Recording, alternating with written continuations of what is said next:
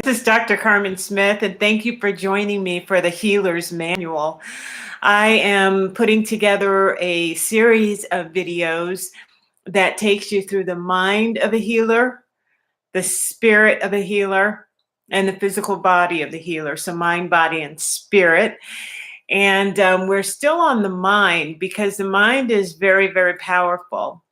We've talked about reframing, we've talked about transmutation, and we've talked about just how powerful the mind is, especially the mind of a healer.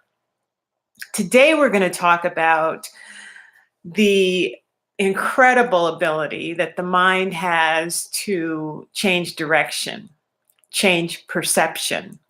As a matter of fact, perception is what we work on when we're therapists. We're working on the perception of the client. So the client's perceptions, their belief system, all of the things that they believe, and they limit the person's thinking. And so when we change our perception and we get rid of all those limitations and fears and old belief systems, we become a new being. When we start thinking different, we are different. And hopefully that'll be in a good way when we recognize that all of our limitations basically come from our fear-based beliefs. So in this segment, we're going to be talking about not only how powerful the brain is, but how powerful the brain is to envelop change, to embrace change, to change perception. And so I'm calling this segment Mental Acrobatics. And a lot of the times I will refer to mental acrobatics when I'm talking to peers that understand the human hamster wheel and the I Am solution, which I developed for optimum mental health, and it includes spirituality in there. So what does mental acrobatics mean? It means that our mind, no matter how many self-help books we've read, no matter how much therapy we've had, sometimes our mind will go down a road that is negative. And you can wake up in the morning and you're feeling great, and then like an hour into it, you have a thought and you start following it down this path that is pretty dark. So for example, you're going to have a meeting at work. There are two ways you can look at that meeting. You know, this meeting is going to go really well, or this meeting is going to go really poorly. And so when we think, oh, it's going to go really well, we can follow that down a path like, yeah, this is going to be great. I can't wait to get there. You know, it's going to be a great opportunity for me in this meeting. Or it can go this way. Oh, I hate going to this meeting. This is the worst situation ever. And so if I follow that situation in my mind, I can come up with conversations that haven't even happened yet, that may never happen, but I'm coming up with them and playing them out in my mind.